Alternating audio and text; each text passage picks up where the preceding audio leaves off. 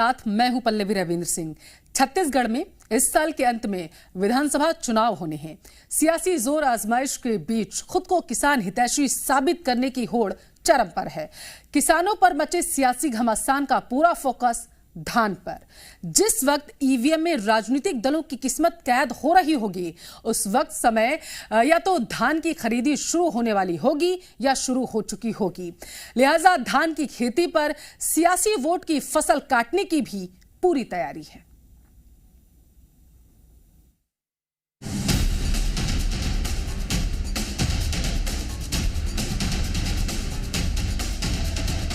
छत्तीसगढ़ धान के किसानों का गढ़। छत्तीसगढ़ उम्र छोटी लेकिन सियासत बड़ी। छत्तीसगढ़ कभी बीजेपी का किला और आज कांग्रेस का मजबूत गढ़। सियासी कैलेंडर पर छत्तीसगढ़ में नई सरकार के चुनाव के दिन कम होने लगे हैं। साथ ही शुरू हो चुकी है खरीफ सीजन 2023 की भी तैयारी। किसान सूबे की सबसे प्रमुख फसल धान की खेती में हल चला रहे हैं, तो राजनीतिक दल सियासी खेती में बल दिखा रहे हैं। तैयारी छत्तीसगढ़ में धान से चुनावी फसल काटने की है। धान का कटोरा कहे जाने वाले छत्तीसगढ़ की सियासत पिछले 2 दशक से धान और चावल के इर्द गिर्द ही घूमती रही है। 15 साल के बीजेपी के राज में सूबे की राजनीति चावल पर केंद्रित रही और पूर्व मुख्यमंत्री डॉक्टर रमन सिंह को चाउर वाले बाबा कहा जाने लगा था। लेकिन पिछले 4.5 साल में इस सियासत ने यू टर्न ले लिया और भूपेश बघेल ने सियासत का सेंटर चावल से धान पर शिफ्ट कर दिया। विधानसभा चुनाव नजदीक हैं और इस बार भी छत्तीसगढ़ की चुनावी थाली में धान बड़े हिस्से में मौजूद रहेगा, जिसकी तैयारी भी कांग्रेस की सरकार ने शुरू कर दी है। गरीबों को पुरानी योजना के अनुसार 1 रुपए किलो चावल अब भी मिल रहा है, लेकिन धान अब उससे बड़ा मुद्दा बन चुका है और धान किसानों को अपने पाले में रखने के लिए बघेल सरकार ने बड़ा दांव चल दिया है। धान से धनवान हुए किसान का नारा देने वाले भूपेश बघेल ने धान का समर्थन मूल्य 2500 रुपए करने का वादा कर पिछला विधानसभा चुनाव जीता था। अब अगले चुनाव की तैयारी में उन्होंने प्रति एकड़ 15 की जगह 20 क्विंटल धान खरीदने की घोषणा कर डाली है। यानी अगर किसान के पास 1 एकड़ भूमि है या उसने 1 एकड़ में धान बोया है, तो उसमें उपजी कुल फसल में से 20 क्विंटल तक वो सरकारी मंडी में बोनस मूल्य पर बेच सकता है। इसके अलावा सरकार ने आने वाले खरीफ सीजन में 125 लाख मीट्रिक टन धान खरीदने का लक्ष्य तय कर दिया है, जो कि पिछले साल से 25 लाख मीट्रिक टन ज्यादा है। पिछले 4.5 साल में कांग्रेस सरकार की राजनीति के केंद्र में किसान ही है। यही वजह है धान खरीदी का टारगेट साल दर साल बढ़ता गया। धान का जो राजनीति है, धान की जो राजनीति है, वो इतने सफलता के साथ में इस सरकार ने की है। धान के ऊपर राजनीति आज देखिए 2500 रुपये तो दिया ही दिया, अब 140 रुपये और बढ़ गया समर्थन मूल्य, तो उसको भी बिना किसी प्रचार के आप देखिए 2640 रुपये का पेमेंट ये सरकार कर रही है। हर वक्त गांव की बात, किसान की बात करके इसने जो अपनी किसान छवि बनाई है मुख्यमंत्री ने, उस मुख्यमंत्री इससे किसान छवि के मुख्यमंत्री की काट अभी तक कहीं किसी चेहरे में भारतीय जनता पार्टी में नहीं दिखी है। निश्चित रूप से भारतीय जनता पार्टी को एक किसान छवि वाला नेता जो है वो खड़ा करना होगा। छत्तीसगढ़ में 90 विधानसभा सीटें हैं, जिनमें से 47 पर किसान वोटर प्रभावी भूमिका में हैं। 2018 के विधानसभा चुनाव में किसानों के प्रभाव वाली ग्रामीण क्षेत्र की विधानसभा सीटों पर कांग्रेस उम्मीदवारों की 30 से 50 हजार वोटों से जीत हुई थी। यही कारण है इस बार फिर कांग्रेस किसानों पर ही दांव लगा रही है। ब्यूरो रिपोर्ट, जी मीडिया।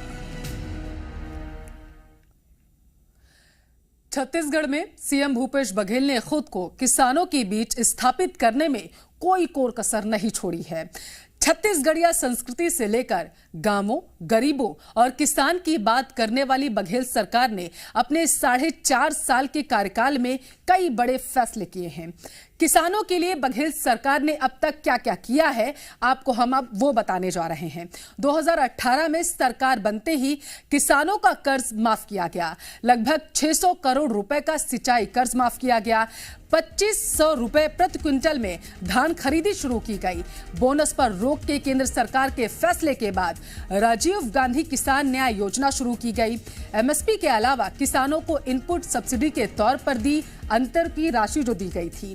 धान के बदले वृक्षारोपण करने वाले किसानों को 10,000 रुपए प्रति एकड़ सब्सिडी दी गई।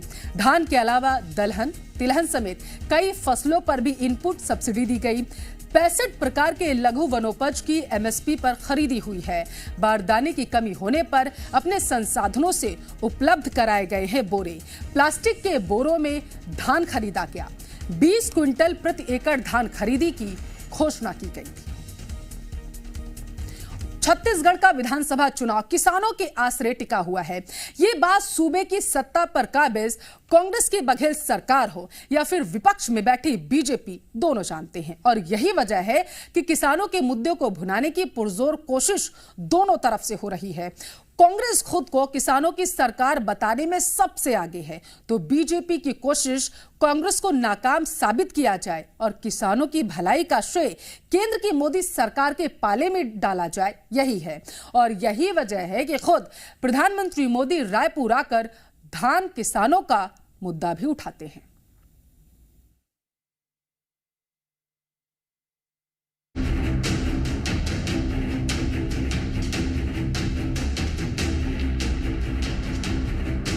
ये भाजपा ही है जो यहाँ के किसानों की मेहनत को समझती है, जबकि कांग्रेस सिर्फ और सिर्फ किसानों को धोखा दे रही है। जो अमित शाह जी झूठ बोले थे, धान खरीदी केंद्र सरकार के पैसे से होती है, आज मोदी जी फिर वही झूठ बोल के गए। छत्तीसगढ़ में जितनी तेजी से सियासत का फोकस चावल से हटकर धान पर आया है, उतनी ही तीखी शब्दों के बाढ़ की धार भी हुई है।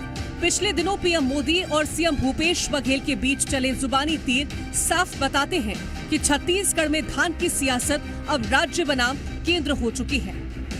तो जिस तरीके से राजीव गांधी न्याय योजना के माध्यम से 2500 रुपये दे करके राजनीति की गई और जिसका सफल प्रयोग किया गया और उसका लाभ भी जो है कांग्रेस को मिला, और निश्चित रूप से अब भी जो है उससे आगे बढ़ने के दृष्टिकोण से दोनों पार्टियां इस बात को ध्यान रही हैं कि धान पर सबसे ज़्यादा प्रभाव पड़ेगा। धान पर हम जितना ज़्यादा अच्छा बोलेंगे उतना अच्छा प्रभाव छत्तीसगढ़ की जनता के ऊपर पड़ेगा। किसान सूबे की सत्ता के सफर को आसान बनाने में सबसे अहम है। छत्तीसगढ़ की लगभग 3.25 करोड़ की आबादी में 43 लाख की जनसंख्या किसान परिवारों की है, लिहाजा इन्हें साधने में कोई पीछे नहीं है। 7 जुलाई को जब प्रधानमंत्री मोदी रायपुर आए तो उन्होंने भी धान का मुद्दा जोर शोर से उठाया और धान खरीदी में अपनी सरकार के योगदान का जिक्र कर बघेल सरकार को निशाने पर लिया।